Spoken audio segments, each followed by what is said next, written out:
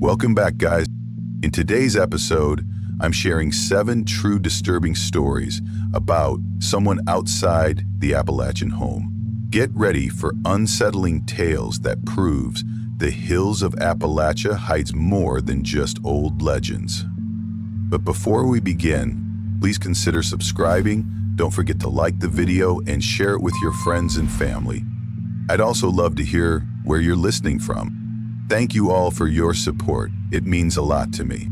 Now let's start. I'm 34 years old, and the last time I stayed at a roadside place called the Maple Crest Motel, I came closer than I'd like to admit to disappearing altogether.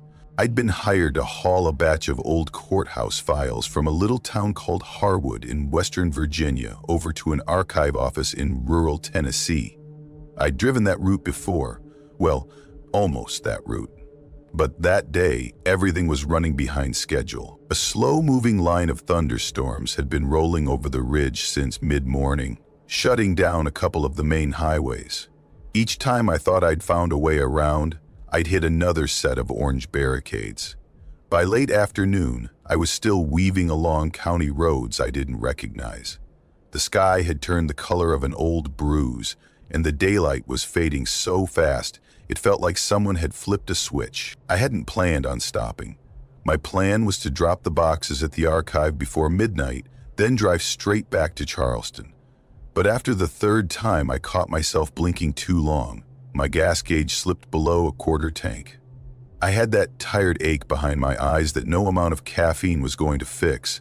So when I saw a crooked neon sign up ahead, Maple Crest Motel, vacancy, I told myself I'd rather get a few hours of sleep than end up in a ditch. The parking lot was a mess of cracked pavement patched over with loose gravel.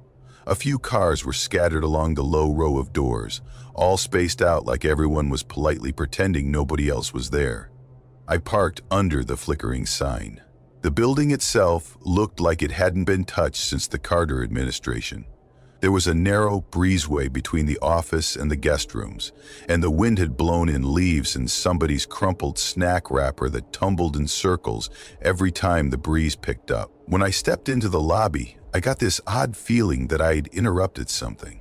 An old boxy television in the corner was glowing with static. The volume turned so low I could only hear the faint hiss when I walked closer to the counter. A woman with a red scarf wrapped over her hair was bent over a ledger, writing in small, tight lines. She didn't look up when I came in, which felt weirdly deliberate. I waited a few seconds, hoping she'd acknowledge me. When she didn't, I set my wallet down with a little thump. That finally got her attention. She lifted her head, but her expression didn't change. It wasn't exactly unfriendly, just neutral in a way that made me feel like I'd shown up uninvited. "I need a room for the night," I said, trying to keep my voice normal. She didn't reply. She just flipped a page in the ledger and reached for one of the brass keys dangling from a wooden rack on the wall behind her. She placed it on the counter. Room 12. No request for ID, no credit card, not even a signature. She slid the key toward me and held my eyes for 1 second longer than felt comfortable, like she was sizing me up. I took the key and headed down the corridor. The air back there smelled faintly metallic, the way old plumbing sometimes does. I found the door with the tarnished number plate and unlocked it. The room was exactly what you'd expect from a place charging $40 a night. A vine-matted green carpet so worn there was practically a path worn straight to the bathroom. The walls were painted a flat beige that made everything look dim no matter how bright the lamp was. A single armchair sat under the window, upholstered in something that might have been floral fabric once. I didn't care. I was so tired I felt slightly drunk. I tossed my duffel onto the chair and sat on the edge of the bed to rub my eyes. The mattress gave a long sigh under my weight. The longer I sat there, the more I realized how quiet it was. The room seemed to swallow any little sounds, the tick of the lamp's pull chain, the rustle of my jacket. Even my own breathing sounded muffled. I pulled out my phone, not expecting much. No bars, not even one flicker. I almost laughed. That whole valley might as well have been the far side of the moon. I checked the bathroom out of habit. The sink was ringed with rusty stains, but the faucet ran clear when I tested it. I left the light on and the door halfway open so the glow stretched across the carpet. It made the space feel a little less like a storage closet. At some point, I lay back on top of the bed, still in my jeans and boots. I didn't remember closing my eyes. A dull thump against the wall woke me up like a shot of adrenaline. It came from right behind the headboard. I propped myself up on one elbow and waited, ears straining. Nothing, just the faint hum of the air unit under the window. I lay back, trying to convince myself it was old pipes, maybe a water heater. But I couldn't quite relax. Then the knock came again. 3 slow, dull taps, perfectly even. I felt my heart speed up in my throat, my mouth went dry, but I still didn't call out. I didn't want to hear anything back. I swung my legs over the edge of the bed and planted my feet on the carpet. My palms were sweating. I pressed one hand flat to the wall, trying to feel for vibrations. Nothing. After a long minute, I eased back down, but I couldn't get comfortable. Every time I closed my eyes, I felt this crawling sense that I was being watched. Sometime later, maybe an hour, I realized the bathroom light was gone. The door had swung shut.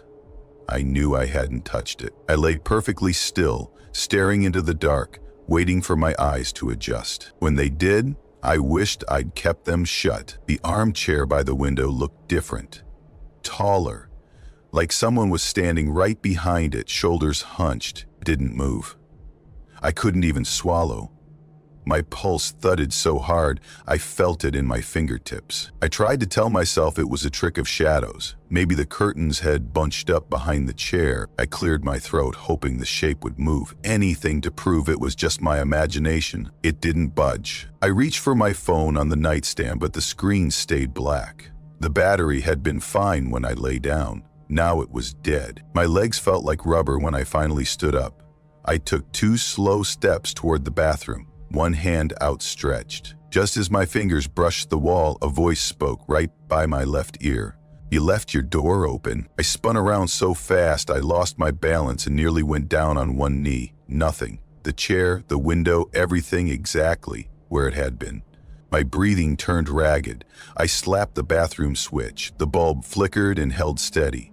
The room looked normal again, but that didn't help much. I checked the main door, still locked.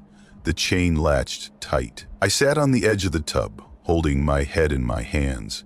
Part of me kept trying to come up with a rational explanation. Maybe I'd drifted off and dreamed it. Maybe the voice was some leftover scrap of a nightmare. But even telling myself that didn't change how my hands shook when I finally turned the light off again. I lay back on the bed without even bothering to take off my boots. My eyes never closed all the way. Every little creak made my breath catch. Around 4 in the morning, I decided I couldn't take another minute. I packed my bag in under 30 seconds, checked the lock twice, and stepped out into air so cold it burned my lungs. The parking lot felt emptier than before, like everyone else had already left. The only light came from that neon sign by the road, sputtering on and off. As I walked past the row of rooms, I noticed one door cracked open a few inches. Room 11. I knew I should have just kept walking, but I stopped, leaned forward just enough to look inside. No bed, no furniture, just bare concrete floors and raw insulation peeking out between studs, like nobody had ever finished building it. I backed away, keeping my eyes on that door until I was out of range. In the office, the counter was empty. I rang the bell once. Nothing. I pressed it again, harder. No answer. The TV was still spitting out static, the same as when I'd arrived. I set the brass key down on the counter and walked out without a word. When I started my car, the headlights swept across the front of the building. For 1 second, I saw the woman with the red scarf standing just behind the glass, staring at me. She didn't open the door. She didn't even blink. I pulled onto the road, telling myself I wouldn't feel safe until I put 100 miles between me and that place. About 10 minutes later, I glanced in the rearview mirror. The neon sign was glowing brighter than it had all night. So bright, It lit up the trees around it in a hard, white silhouette. I didn't stop driving until the first edge of sunrise broke over the ridge. Even now, I won't take that highway again.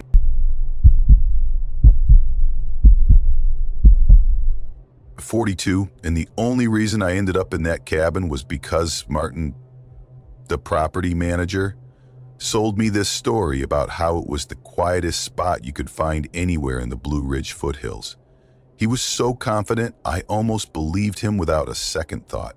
He said I'd have complete solitude, no neighbors closer than a mile, no passing traffic, no weekend hikers, just me and whatever I needed to clear my head. After the year I just crawled through, it sounded perfect. The divorce had finally gone through in February, after months of paperwork that never seemed to end. My brother's funeral followed in June, which I'm still not sure I've really processed. By September, I couldn't stand the thought of another day at that office on Marfield Avenue. The place always smelled like stale printer ink and stress, and I'd started feeling like I was going to crawl out of my own skin if I sat under those fluorescent lights any longer. So I walked out. I didn't have a plan, just this idea that if I could get somewhere quiet enough, maybe I'd figure out what came next. The drive to the cabin was longer than I'd expected when I looked at the little thumbnail map Martin sent me. I followed this 2-lane road that twisted and folded back on itself, climbing up into low mountains that looked the same from every angle. Every time I thought I was finally close, I'd hit another stretch of switchbacks that made me feel like I was circling the same ridge over and over. Eventually, I stopped glancing at my phone to see if the signal bars had come back. The last time I checked was about 10 miles back, and even then, the connection was just a faint suggestion. When I finally turned onto Old Linder Trail, the gravel crackled under the tires, like I was the first person to drive that way in weeks. The cabin itself was tucked behind a line of tall poplars. You could barely see the roof from the road. From the photos, I'd expected something a little more kept up, at least a fresh coat of paint. In person, it looked like it had been sitting there for a century, sagging into the slope a little more each year. The steps leading up to the porch leaned sideways, and one of the railings had pulled almost clean off the post. I shut off the engine and sat there with my hands still on the keys, listening. Nothing, not even a bird, just the sound of the wind brushing the leaves against each other, like the trees were passing secrets back and forth. I told myself that was the point. That was exactly why I'd come all the way out there, to be somewhere that wouldn't expect anything from me. Inside, the cabin smelled like old wood, warm and a little musty, and something else I couldn't quite name. Like a stack of newspapers left in the rain, then dried and forgotten. The main room had a low ceiling with dark beams, and the floorboards shifted under my shoes when I walked in. An iron stove crouched in the corner of the kitchen, like it was guarding the place. Right in the middle of the counter sat a faded blue mug, turned upside down and lined up so precisely that it almost looked staged. I reached out and nudged it with my fingertip. I don't know why. I guess I wanted to see if it would leave a ring of dust. But the counter was spotless, as if someone had just wiped it down. I set my bag by the old rocking chair, took a slow circuit around the room, and climbed the ladder into the loft. There wasn't much up there, just enough space for a double mattress and a small window that faced the trees. The ceiling was so low I had to duck. It felt like crawling into an oversized cupboard. When I climbed back down, I tugged the ladder up behind me, checked the back door twice, and tried the light switches. Only the bulb over the sink came to life, flickering like it was working up the nerve to stay on. The rest of the fixtures stayed dark. I decided I'd deal with it in the morning. I'd already burned through the last of my patience for that day. That first night, I slept harder than I had in over a year. Didn't even dream as far as I remember. When I opened my eyes, the sky outside was just starting to brighten, pale light creeping through the window over the sink. For the first time in months, I didn't feel like the weight in my chest was going to crush me. I actually thought, maybe I did the right thing coming here. I made coffee on the old propane burner and walked out to the porch to drink it, That was when I saw the footprints. They started right by the woodpile, as if someone had stepped out from behind it during the night. Heavy boot treads, wider than my own shoes, the soil sunk nearly an inch deeper than when I walked the same stretch. I stood there with the mug halfway to my lips, just studying the prints. They trailed around the side of the cabin, straight past the little loft window, and then stopped. No scuffs where the person might have turned, no continuation, just an abrupt end, as if the next step had been straight up into the air. I stood there for a long minute, trying to find the most reasonable explanation. Maybe the ground was softer in that spot. Maybe an animal stepped there, though I've never met an animal with soles that size. My pulse was tapping the inside of my neck by then. I caught myself glancing at the tree line, half expecting to see someone standing just out of view. I tried to brush it off. I told myself I was looking for patterns that weren't there. That was the whole reason I'd left the city, so I'd stop doing exactly that. Later, I unpacked my supplies. A stack of canned soup, a few battered paperbacks I'd read a dozen times, a shortwave radio I wasn't even sure still worked. I spent the afternoon trying to write, but every creak and pop in the cabin pulled my focus. The boards shifted with the heat, sounding exactly like footsteps in the loft. I caught myself holding my breath more than once, waiting to hear the sound again.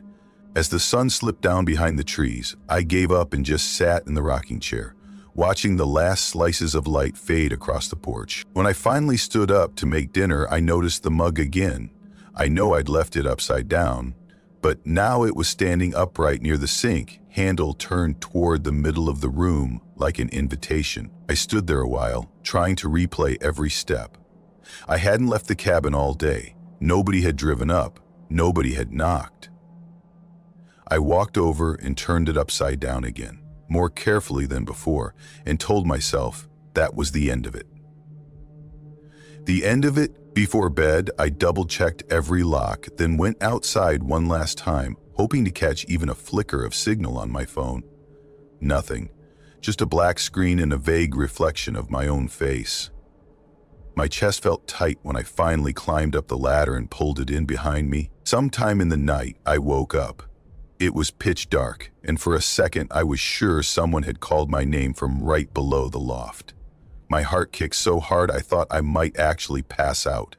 I held perfectly still, waiting to hear it again. Nothing.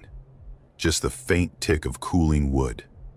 I told myself it was the wind, even though I knew it was. By the time morning came, I felt like I'd been awake for a week. I reached for my phone to check the time. The screen was blank. I tried the power button. Nothing. The charger light was off. I plugged in the radio to the same outlet, hoping maybe it was just the phone. No response. I opened the little cabinet by the door and flipped the breaker switch back and forth, but it didn't do a thing. That was the moment I knew something was happening that I couldn't control. The realization settled in my gut like ice. I stepped outside to check the power line running to the cabin. It was intact. No breaks. When I came back in, the mug was gone. I tore the place apart looking for it. Inside the cabinets, under the rocker, behind the stove, my hands were shaking so badly I could hardly grip the edges of the drawers. I climbed back up into the loft and checked every dusty corner, even though it made no sense. Nothing. I sat down on the floor, feeling like the walls were pressing closer with every breath. I stayed there until the light started fading again, just staring at the door. By dusk, I knew I couldn't spend another night there. I packed everything in slow, deliberate movements, folding each shirt with a care that felt ridiculous even in the moment. When I tried the deadbolt, it turned halfway and stopped. I rattled the handle. No movement. I leaned into the door and it held like a steel plate. I moved to the windows. Every one was sealed shut. The paint was fused to the frames. I felt a cold prickling along my scalp, like someone was standing just behind me. I forced myself to breathe and think. I took out my pocket knife and tried to wedge the latch open, but the blade snapped clean in half. I pounded on the glass until my palms burned. Nothing changed. I don't remember falling asleep, but I must have, because the next thing I knew, dawn was leaking in around the edges of the boards. I pushed myself up, bones aching, and reached for my bag. That was when I saw it. The mug was sitting in front of the door, handle turned toward me, like it had been waiting.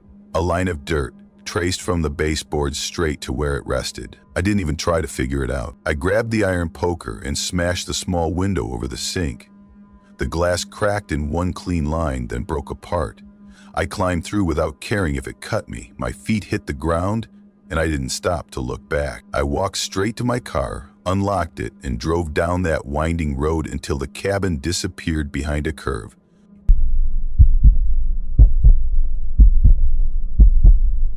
I was 27 when it happened.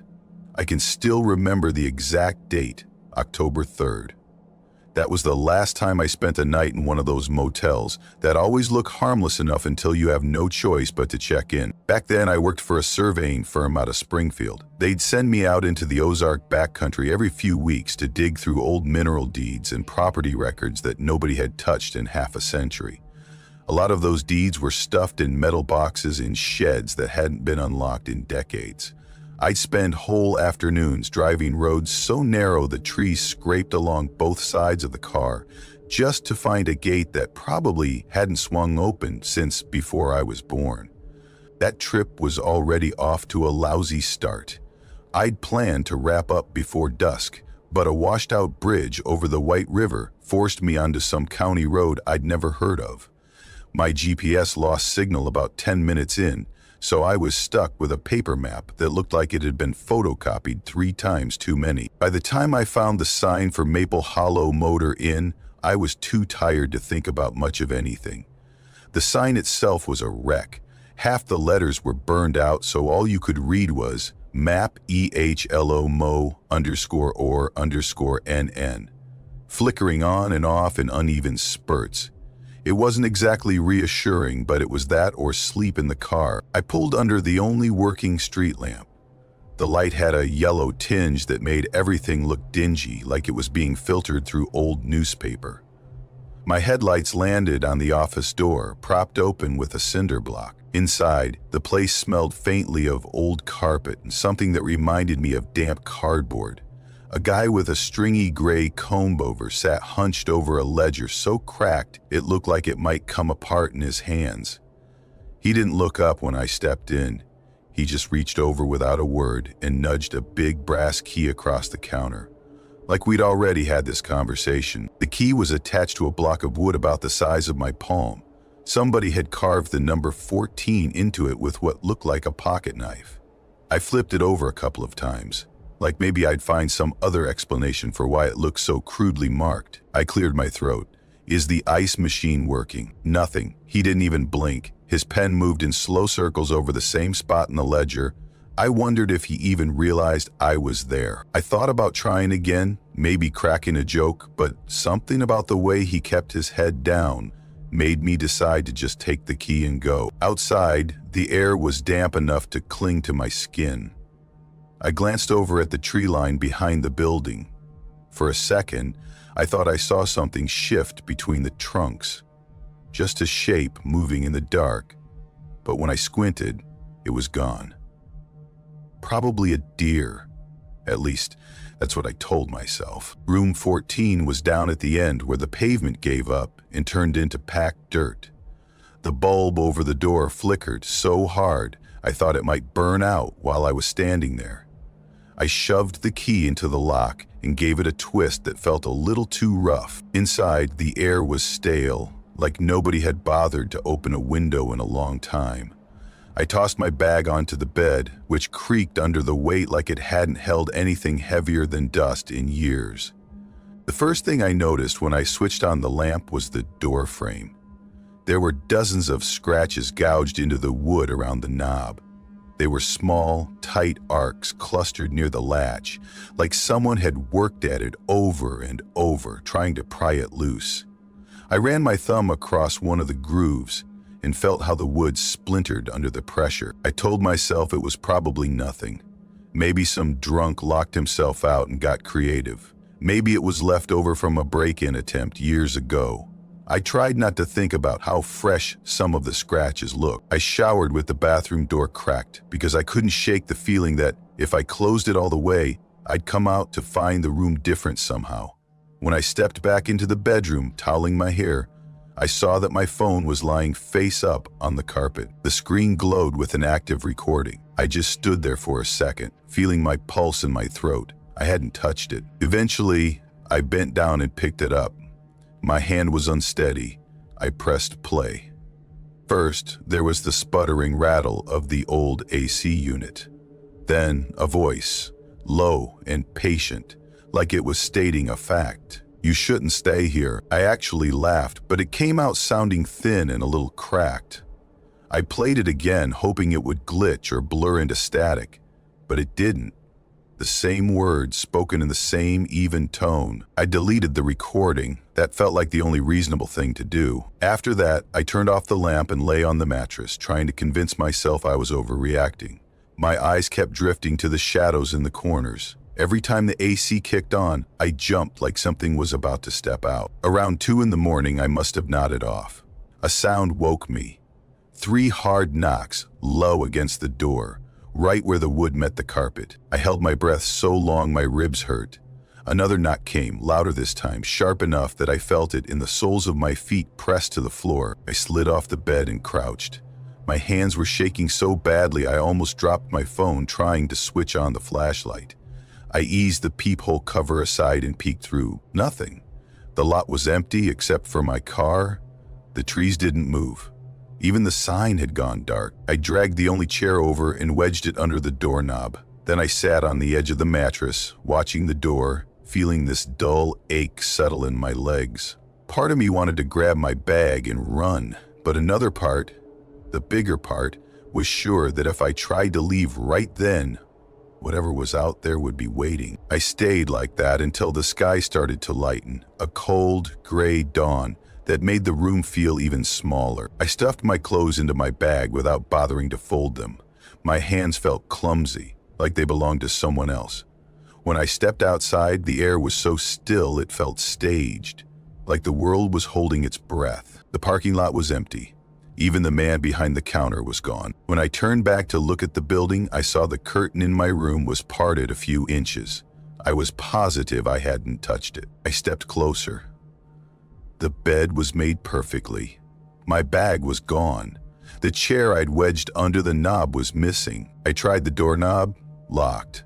I knocked once, almost hoping someone would answer and tell me I'd imagined the whole thing. No answer. I left the key on the counter and got into my car. My hands were shaking so bad I had to try the ignition twice. When the engine finally caught, I didn't look back. I drove until I reached the main highway, and only then did I start to breathe like normal again.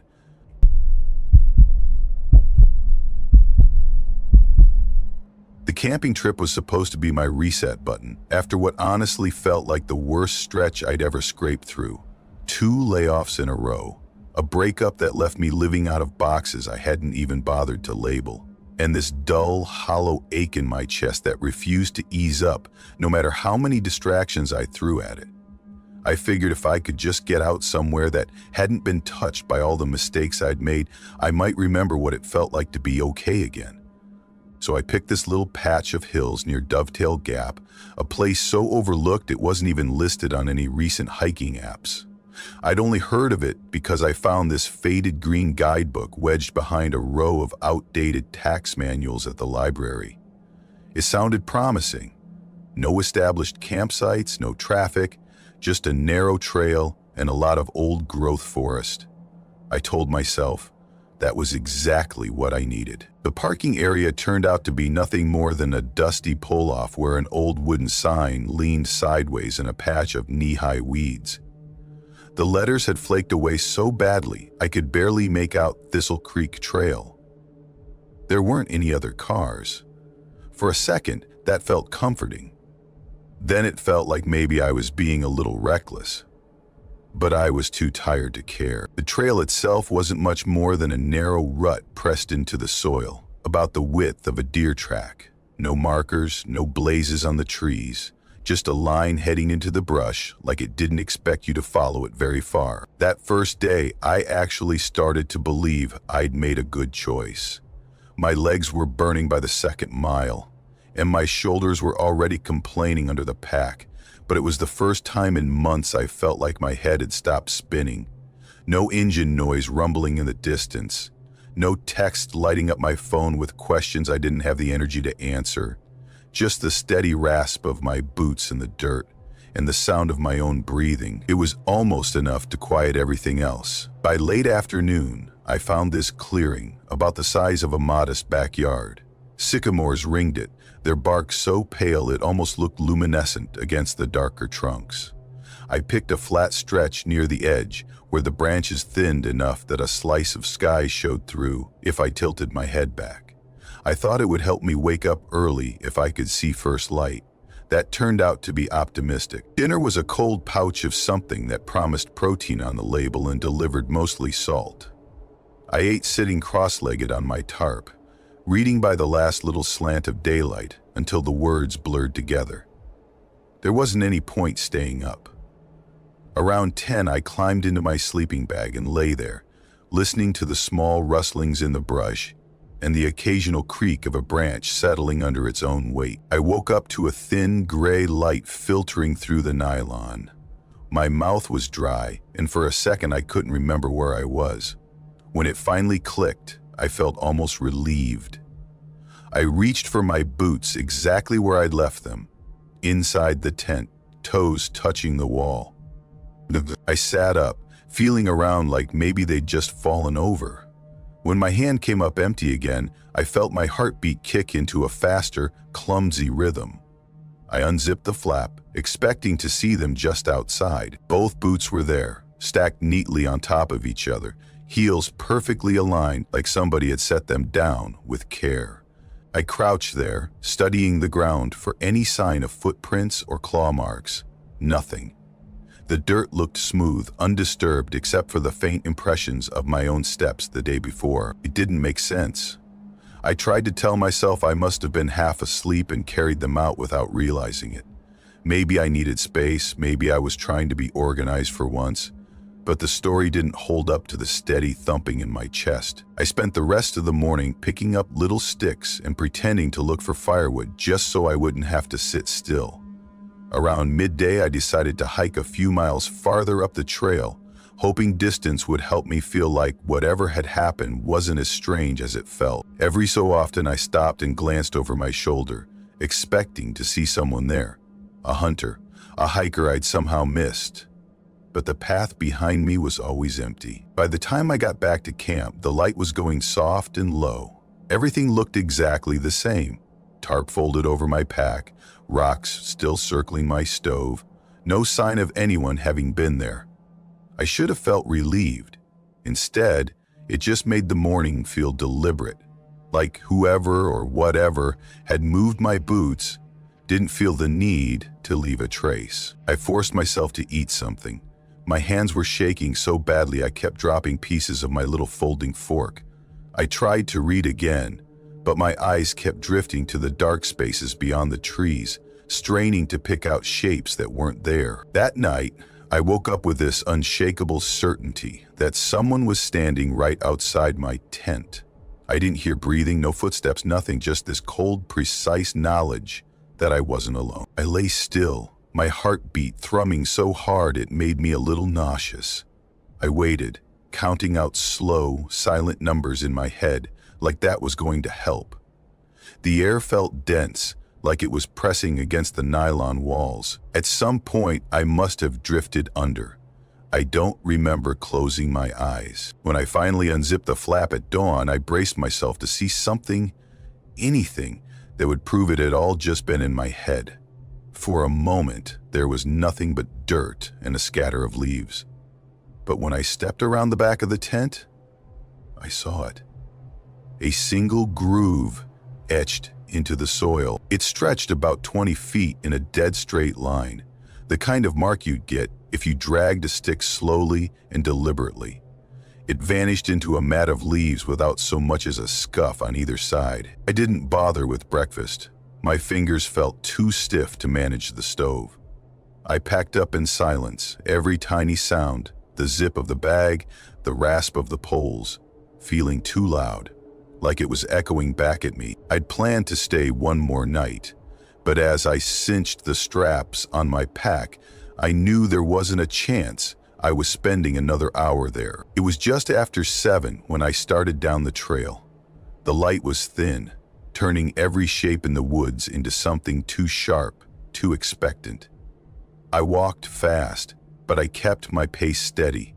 Running felt like an admission that whatever I'd sensed was real. About 100 yards out, I glanced over my shoulder. I told myself it was just to make sure I hadn't forgotten anything. Someone was standing in the clearing where my tent had been. They faced away from me, head tipped to the side like they were studying the exact spot I'd been sleeping. They were wearing a long, pale coat that hung down past their knees, motionless, even though I could see the breeze moving all the branches around them.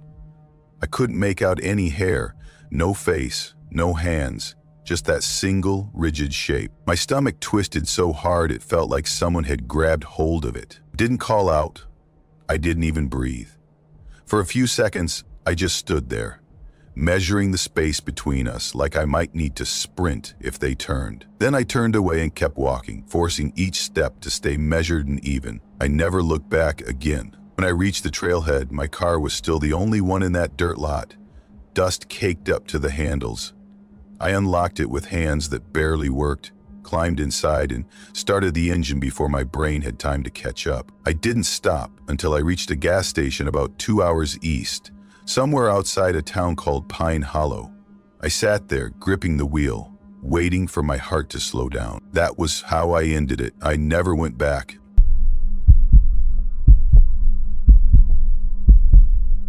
I'm 29 years old, and I'd promised my uncle I'd head up to his cabin in the hills outside Harrows Creek, Virginia. He'd had some surgery on his hip, routine, but you know how he is. Every time I called, he'd ask if I'd checked the place yet, like he was picturing water pouring out the front door in a solid sheet of ice. So I figured I'd get it over with. I left right after lunch, thinking it would be an easy hour up and back. The first stretch of road was fine, just long and boring, the kind where you start fiddling with the radio because your brain is melting. But about 10 miles from the turnoff, the pavement gave up entirely. The gravel road was narrow enough that if someone had been coming the other way, one of us would have ended up in the ditch. I kept telling myself it was no big deal, but I couldn't help noticing how the trees on either side looked like they'd grown closer since the last time I was there. Like they were trying to edge me off the road. By the time I pulled up in front of the cabin, I already regretted coming alone. The place looked exactly like I remembered it, leaning a little to the left, the tin roof streaked with those orange rust lines that never wash off. There was a pile of split firewood by the steps, most of it soft with rot. A crooked wind chime hung by the door, the kind you find at a roadside stand. It had little painted moons and stars, and I swear it hadn't moved an inch even with the breeze that was ruffling my jacket. I almost turned around right then, but I told myself I was being dramatic. It was just a cold, empty cabin. Nothing special. I dug the key out from under the plastic planter and let myself in. The cold smacked me in the face. It was the kind of chill that got into your teeth. My breath fogged the air in front of me, and the smell hit me. Sort of musty and stale, like a closet nobody had opened in years. I flipped the switch by the door and the kitchen light buzzed, flickered once and finally came on. I set my backpack on the counter. It made this hollow little thunk that sounded way too loud in the quiet. Then I did the standard check, opened cabinets, felt under the sink, tapped the pipes in the bathroom. Everything was bone dry, no frost, no leaks. Honestly, it would have been a relief if there'd been a little drip somewhere. At least then I could have focused on fixing something instead of standing around feeling like I was being watched. I kept telling myself it was fine. I'd be in and out in an hour. Snap a couple photos, lock up, text my uncle, and hit the road before it got dark. The longer I stood there, though, the more the air felt like it was pressing down on me. I tried to laugh it off. I even said out loud, "You're fine," just to hear something besides my own breathing. but it didn't help. The place had always made me uneasy. My uncle used to say it settled at night, creaking like an old dog shifting its weight. The way he'd told me that, like it was a comforting thought, stuck in my head in the worst possible way. I figured if I didn't check the crawl space, he'd find some reason to blame me later. So I walked around back. The hatch was wedged under the porch steps, just like always, but the ground around it looked like it had been dug up. Not a little, like something had really worked at it. I stared at the churned dirt, and the first thing that popped into my head was coyote. Then I decided it was probably a raccoon, maybe a stray dog, anything normal. I used my boot to nudge the loose soil back into place, even though I knew I was just pretending that made it better. When I circled back around to the porch, I stopped dead. The front door, the door I knew I'd locked, was standing open a good foot. I didn't move. For a second, I honestly thought maybe I'd left it that way, even though I could feel the keys in my pocket. My heart was going so fast it felt like it was hitting the bottom of my throat. I eased forward and pushed the door wider with my elbow. The kitchen light was flickering again, this sad little pulse that made everything look even colder. The air had that wet smell now, like old laundry that never dried all the way. My backpack was still on the counter, but next to it was something I definitely hadn't left there. A strip of blue cloth about the length of my hand, printed with tiny white flowers. The edges were torn and frayed, like it had been ripped off something in a hurry. I didn't touch it. My fingers actually curled in toward my palm like they had a mind of their own. I swallowed, trying to find my voice. Hello? Nothing. It was so quiet I could hear the hum of the fridge, that soft whir under the counter. My own breathing sounded huge, ragged, like I'd just run up the hill instead of driving. I took a slow step back, keeping my eyes on the hallway that led to the bedrooms.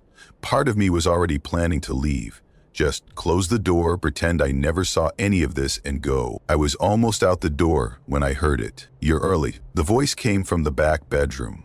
A woman's voice. Calm, like this was some scheduled appointment she was expecting. Like she'd been waiting for me to show up. No big deal that the place was empty and freezing. My chest went tight. I didn't breathe.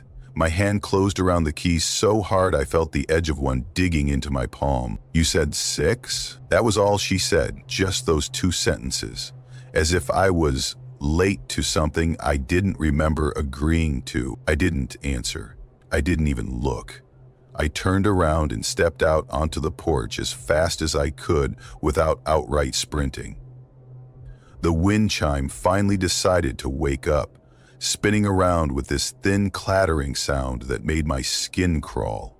Halfway to my truck, I stopped. My backpack was still sitting on the counter. My phone was inside it. For a second, I almost turned back. I actually took one step toward the porch before the picture of that blue cloth flashed in my head again. My stomach twisted, sharp and cold. I kept going. I got to the truck and fumbled the keys into the lock. My hands were shaking so bad I dropped them on the gravel, and when I bent to pick them up, I couldn't stop glancing over my shoulder, like any second she was going to step out onto the porch to watch me leave. When the engine finally turned over, I cracked the window an inch. I don't know why. I guess I thought I'd hear footsteps if she followed me out. But there was nothing. Just that same heavy silence pressing in from all sides. I backed out too fast, tires skidding a little on the loose rock. The headlights swung across the porch, and for a second I expected to see someone standing there. But it was empty. Just the wind chime turning in lazy circles. The drive down the ridge felt twice as long as the drive up. I kept looking in the rearview mirror. Every bend in the road, I was sure I'd catch a glimpse of someone stepping out between the trees. When I finally hit pavement again, I pulled over. Sat there with the engine running, trying to convince myself I hadn't lost it completely. I didn't call my uncle that night. I knew exactly how it would sound if I tried to explain. Like I'd cracked under the pressure of checking an empty cabin. Like I'd imagined the whole thing. But I know the truth, and I'm not planning to go back to find out.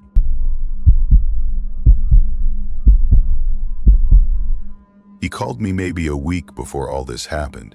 His voice was low and tired. He told me his mom was in the hospital over in Tennessee, and he needed someone he trusted to keep an eye on the place. Feed the barn cats, check the water lines, make sure nobody thought the house was abandoned. He sounded embarrassed to ask. I told him it was no problem. I got there in the afternoon. My tires spat up gravel as I pulled off the main road, and a few stray rocks clattered against the undercarriage. The porch looked the same as the last time I'd visited, still sagging in the middle where the joist had cracked and sunk. Mason kept promising he'd fix it, he just never did. A wind vane up on the roof turned a half circle and let out a thin metallic squeal that set my teeth on edge. For a second, I almost backed the car out again. But I told myself it was just another old farmhouse in the middle of nowhere. Inside, it smelled like stale air and old paint. A few cardboard boxes lined the walls by the front door. Mason's stuff he'd never gotten around to unpacking. He was the kind of person who liked to pretend he'd only just moved in, even though he'd been there for years. I carried my suitcase upstairs to the guest room. The bed was narrow enough that if I rolled over, I'd probably end up on the floor. I set my bag down, smoothed out the quilt, and stood there for a minute, just listening to the quiet. I could hear the wind slipping between the boards in the attic. Back downstairs, I did a walkthrough of the kitchen. The window over the sink faced the barn, which sat a little crooked, like it was trying to sink into the ground. Even from that distance, you could see the latch hanging at an angle. It looked like it wouldn't take much more than a stiff breeze to pop it open. That first evening, I took the flashlight and walked the perimeter of the property. The fence around the back pasture had collapsed in 2 spots. The boards were warped and splintered, gray from decades in the weather. It looked like something had leaned its weight into them over and over until they finally gave up. I followed a little trail that curved around to the shed. The door was wedged shut, but when I pulled it open, I saw the inside panels cracked and splintered outward, almost like something had tried to push its way out instead of in. My chest got tight all at once, and I had to tell myself, out loud, not to let my imagination start filling in the blanks. I went back to the house, locked every door, and set my phone to charge on the coffee table. Before I turned in, I did a slow circuit of every room. Checked each window twice, feeling ridiculous, but unable to stop. Everything looked the same, just empty rooms and old wood that liked to creak when the temperature dropped. Nothing felt truly wrong yet, just that hollow, echoing quiet you get when a place has been empty too long. The next morning, I opened the front door and stopped dead. The mail I'd stacked the night before, tucked neatly under a chipped yellow mug so it wouldn't scatter, was spread all over the porch. The mug was sitting 3 feet away, turned upside down. I stood there a good minute, trying to convince myself some gust of wind had done it. But the air had been still all night. I'd heard nothing. When I finally picked everything up, I noticed one envelope had been torn neatly open along the top seam. Mason's name was printed in precise blue ink across the front. I pressed the flap closed again, more out of instinct than any real plan. I brought the stack inside and set it on the kitchen counter. I spent the rest of the day trying not to think about it. Fed the barn cats, walked the fence line again, checked the shed door. At sunset, I looked out and saw the barn door was closed tight. I remember feeling relieved. The next morning, it was gaping wide open. The latch was dangling by one screw, like someone had been working it loose for a while. I stood there in my socks, gripping the door frame, my heart thumping in my throat. Eventually, I made myself walk out to the barn. The air smelled like dry hay and old wood. Nothing had been disturbed. Dust lay smooth and unbroken. No footprints, no claw marks. No sign anything alive had come or gone. I latched the door carefully and told myself maybe I hadn't secured it as well as I'd thought. Maybe I was tired and making mistakes. By the 3rd night, my nerves were shot. I propped my phone in the kitchen window on a stack of cookbooks and set it recording the yard. Mostly, I wanted proof that nothing was happening, that I wasn't losing my mind. I lay in bed staring at the ceiling, counting my own breaths while the wind whispered across the eaves. I remember thinking how thin the walls felt, like they wouldn't keep anything out if it really wanted in. I must have fallen asleep sometime after 3, at dawn. The cats started crying outside the back door. Their voices were so shrill, I bolted upright before I even knew what I was doing. I let them in and remembered the recording. Most of the video was nothing, just the moon sliding across the grass, a few moths bumping the glass. But around 3:14, the barn door eased open. So slowly it barely registered at first. Nothing stepped out, no shadow crossed the yard. Then I heard it, my name spoken in this calm, familiar tone. Exactly the way Mason used to call me when he wanted my attention, but didn't want to sound demanding.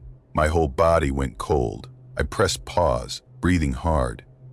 Mason was 200 miles away with his mom in the ICU. My hand was shaking so bad I nearly dropped the phone. I spent that whole day pacing from window to window.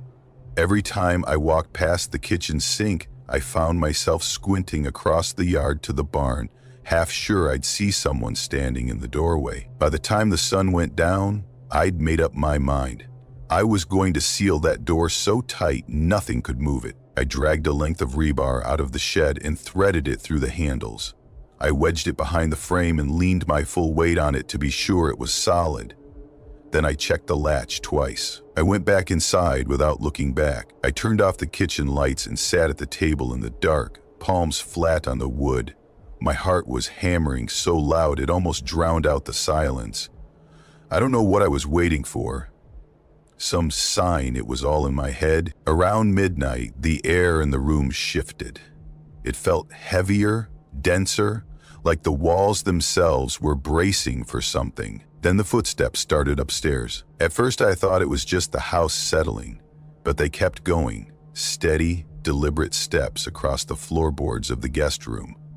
They moved from the far corner to the spot directly above the kitchen doorway. Each board creaked under the weight. My breath stuck in my throat. Nobody had come up the stairs, I would have heard. Then the footsteps stopped. The voice drifted down. It sounded exactly like me. My own voice, low and patient, echoing through the ceiling. "You can come up now." I didn't move. I sat there until the sky outside the window started turning that pale color that means dawn is finally showing up. My hands had gone completely numb from gripping the edges of the chair. When the first light hit the porch, I stood up, walked upstairs without letting myself look inside the room, and picked up my suitcase. I didn't bother gathering anything else. Before I stepped out the front door, I turned and locked it behind me. That was the last thing I did to end it.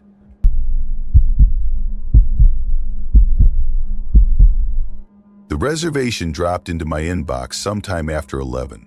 I remember because I was halfway through microwaving leftover pasta and thinking about going to bed early for once. The subject line just said, "You urgent overnight," all caps, like I'd somehow signed up for a life or death mission.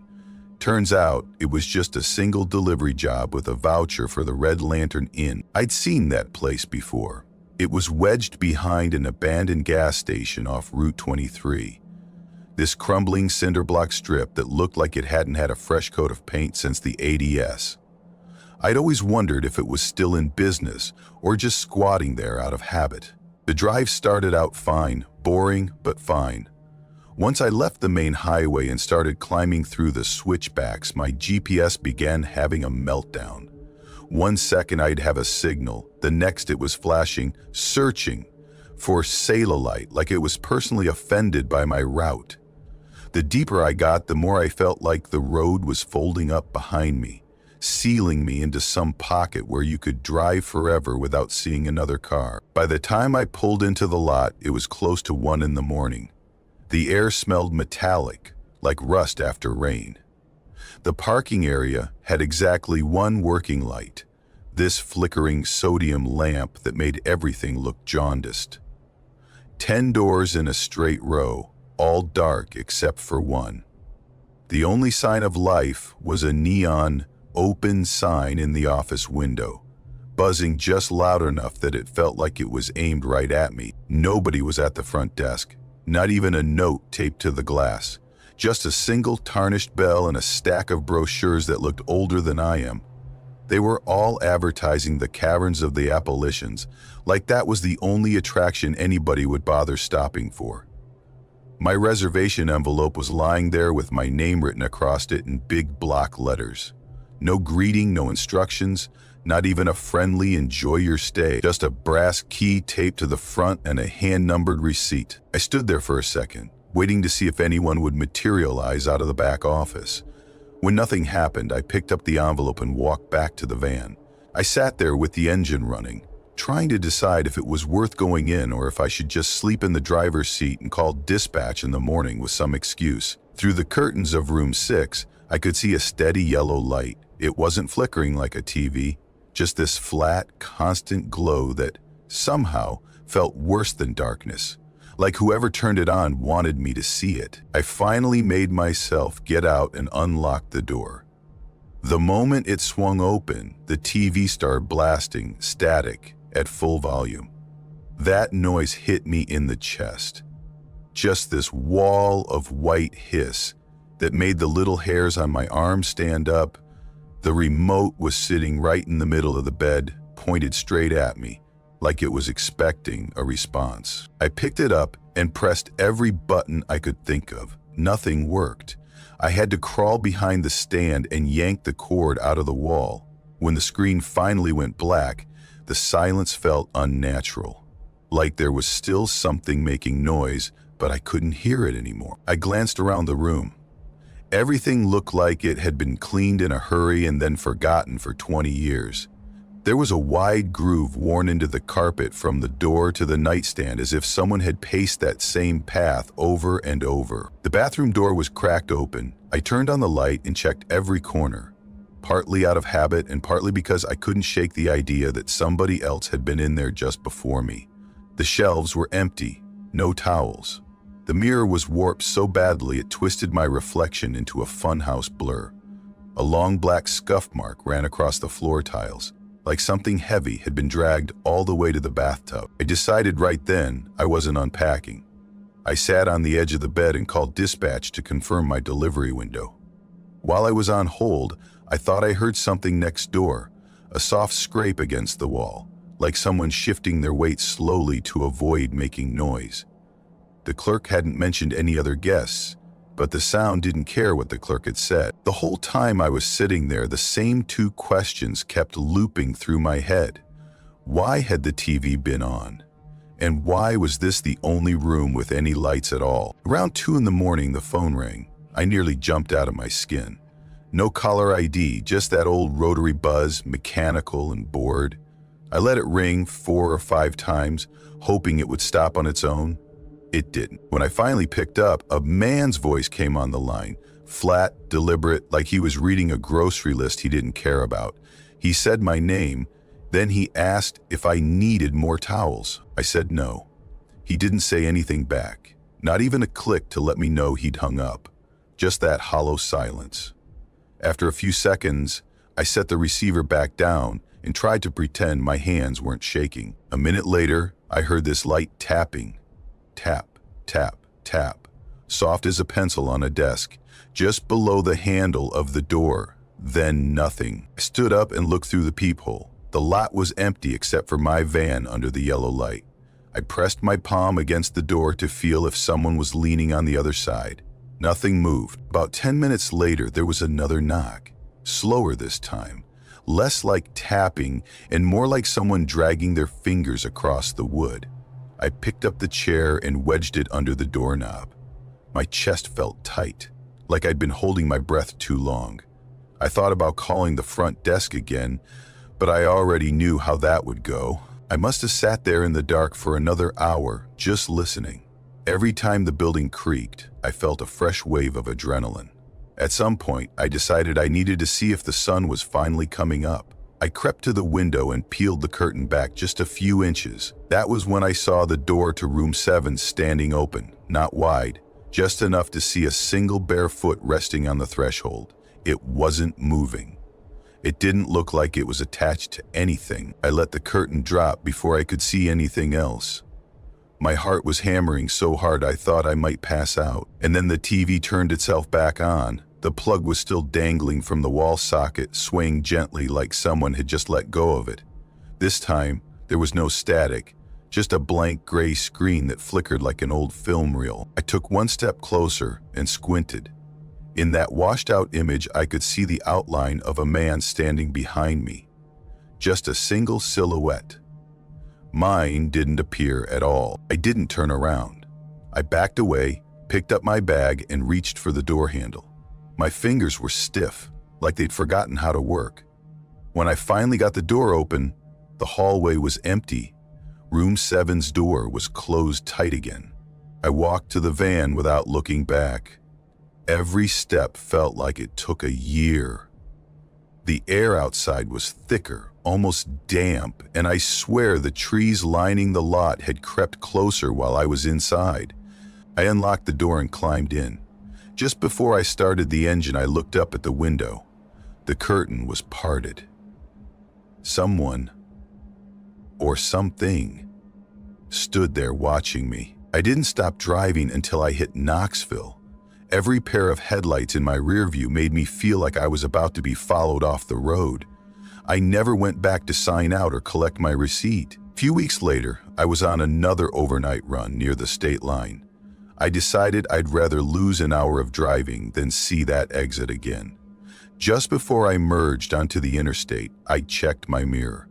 A blue panel van, exact same model as mine, pulled onto the road behind me. I watched it until it turned off at the old gas station. That was the last time I drove Route 23.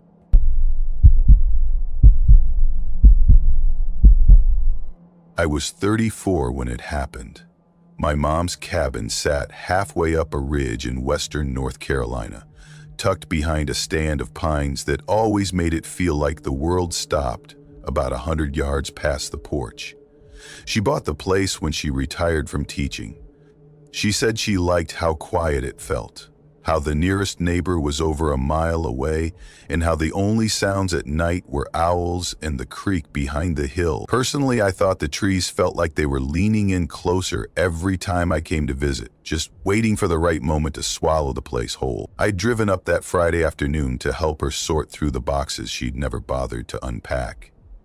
It had been years since she moved in, and she still had stacks of things from my grandparents' house that she insisted on going through properly. You'd think she was planning to set up a little museum of faded Tupperware and old linens. The plan was to spend the weekend clearing out the loft so she could finally set up a guest bed she'd ordered months before. She kept mentioning how she was tired of me having to sleep on the old pull-out sofa. I think she just wanted a project to keep her occupied. By the time I wound my way up the gravel drive, the sun was already sinking behind the ridge. The shadows from those trees stretched long across the porch. It was the kind of light that made everything look a little older, a little more worn down. Mom was sitting in her faded green chair by the fireplace, one leg folded under her, a mug of tea balanced in her hand. She looked up when I came in and smiled, but it was the tired sort of smile people give you when they're glad you came, but already a little overwhelmed by the thought of why you're there. "You sure you feel like doing this?" she asked, her voice scratchy from the long day. "It's just boxes, Mom," I said. I tried to sound casual, though my back was already twinging at the thought of hauling cartons down a narrow ladder. She nodded slowly, like she'd rehearsed that question and already knew I'd brush it off. That first evening, I stayed up after she went to bed. She turned in early, same as always, claiming she wanted to be up before the sun. I didn't feel like sleeping yet, so I figured I'd at least get started. I climbed the loft ladder and started sliding boxes toward the edge, sending little avalanches of dust raining down. It was the sort of dust that smelled faintly like mildew and something metallic, like the inside of an old toolbox. I hauled 2 cartons down and spread everything out across the kitchen table. The first was stuffed to the brim with scraps of old quilting fabric, bright bits of calico, a couple of threadbare flannel squares, and even a half-finished patchwork star that must have belonged to my grandmother.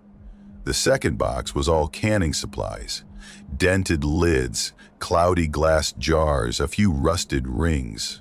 It looked like the remnants of someone's hopeful attempt to pickle every vegetable in the garden. The third box was heavier, and for a second I considered leaving it for morning.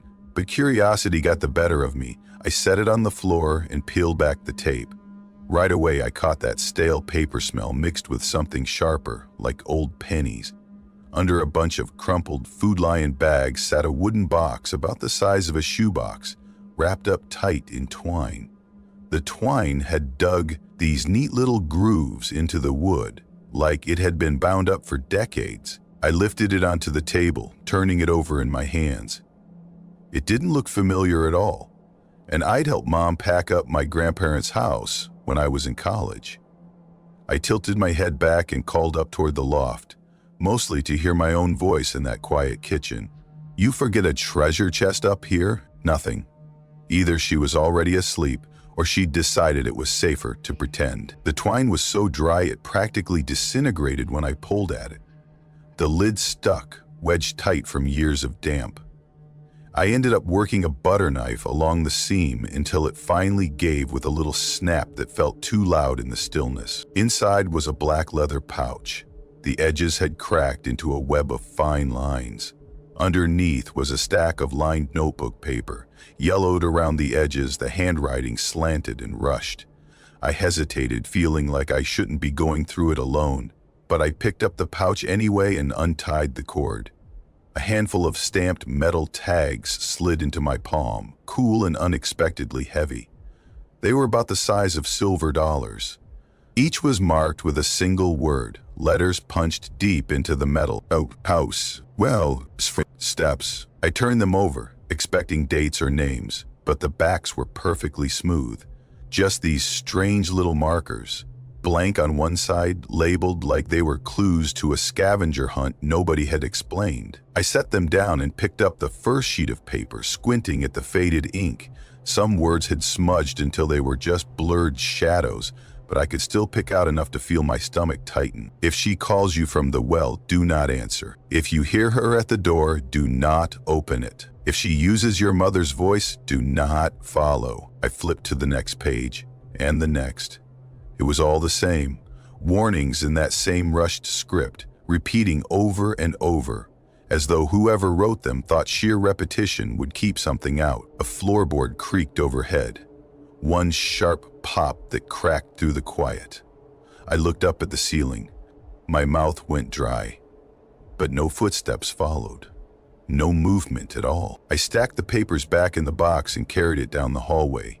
In the guest room, I tucked it behind a pile of folded quilts in the closet. I stood there a while, one hand on the doorknob, listening to the silence pressing around me like a held breath. The next morning, I stumbled into the kitchen and found Mom standing over the stove, frying bacon.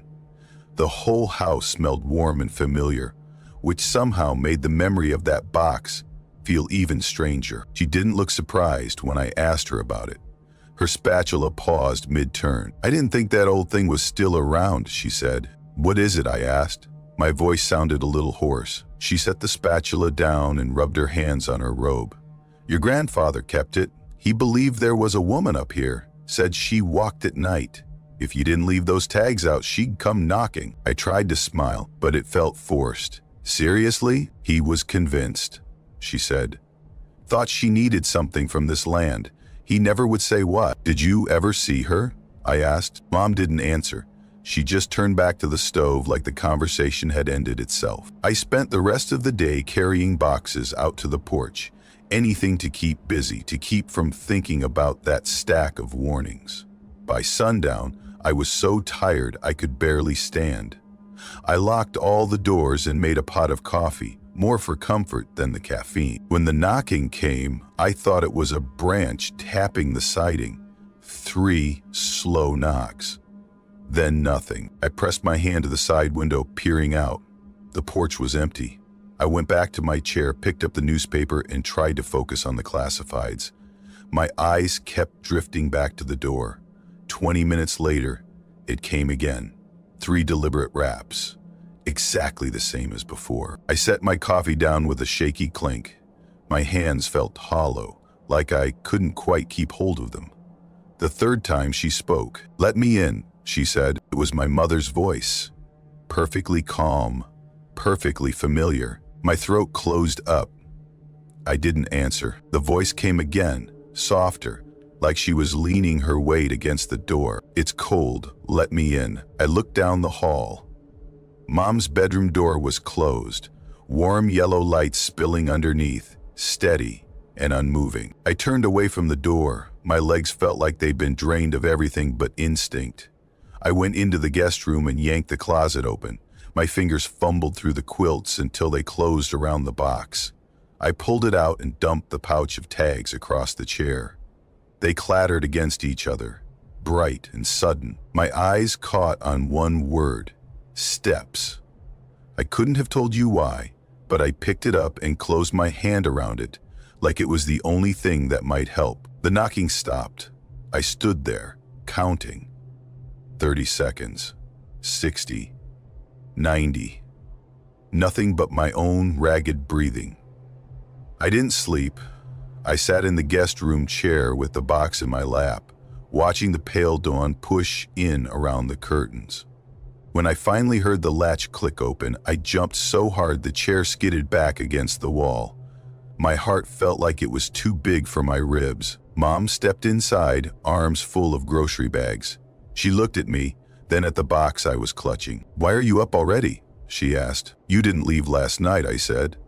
No, I told her everything. I didn't leave out a word. When I finished, she shut the door behind her very carefully. "We're putting it out," she said after a long moment. She took the pouch, the papers, every piece of it, and carried the box to the front door. She set it just past the threshold on the top step, like she was setting down a bowl of milk for a stray cat she didn't really want to encourage. "Don't bring it back in," she told me. I didn't argue. I didn't even nod. I stayed one more night, but I didn't sleep. I kept thinking about that voice at the door, how it had sounded exactly like hers. In the morning, I packed up my things while she sat by the window with her coffee, watching the trees without saying much. She didn't try to talk me into staying longer. She didn't look at me when I hugged her goodbye. I drove down the ridge without stopping. I never asked her what she thought those tags were for.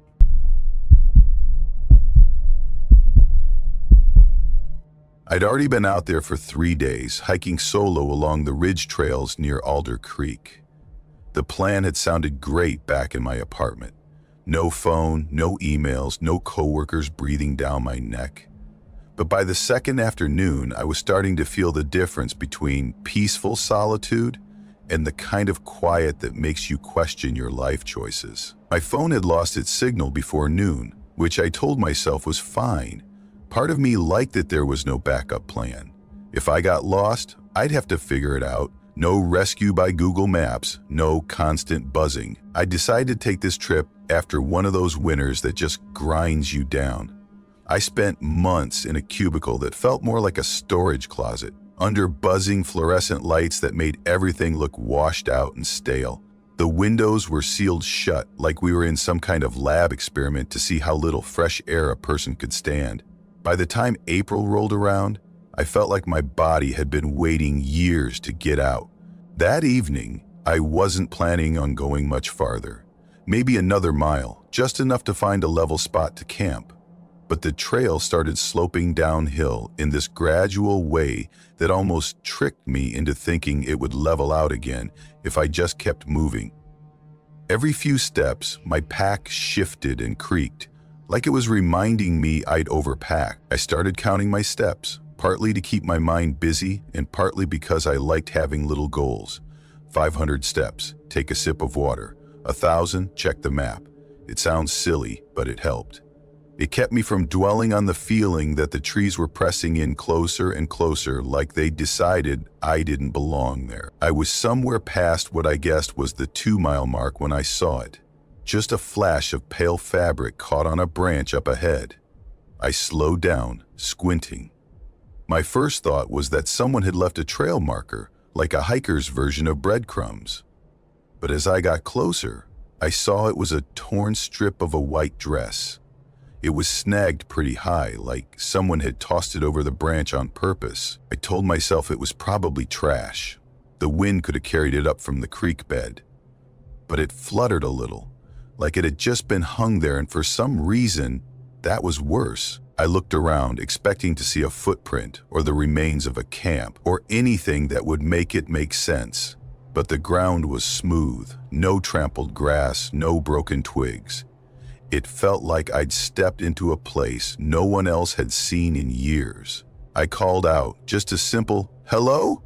Anybody out here?" and immediately regretted it. My voice came back thin and hollow, like the trees swallowed it. I hesitated for a while, just standing there with my hand on the strap of my pack. Then I stepped off the trail. I still can't tell you exactly why.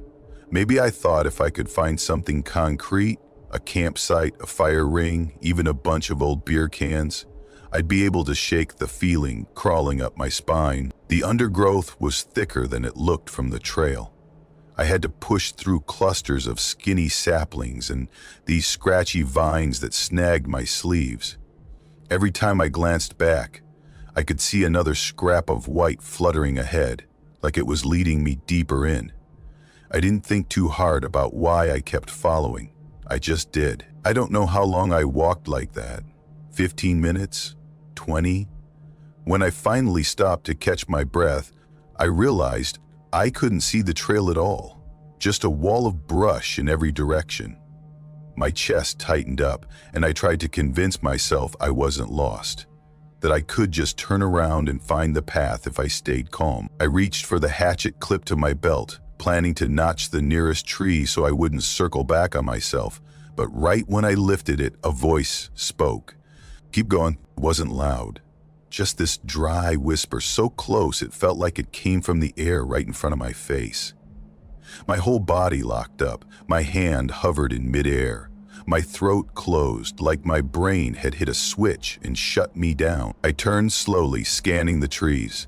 Nothing moved, nothing even rustled. My heart was thudding so hard I felt it in my ears.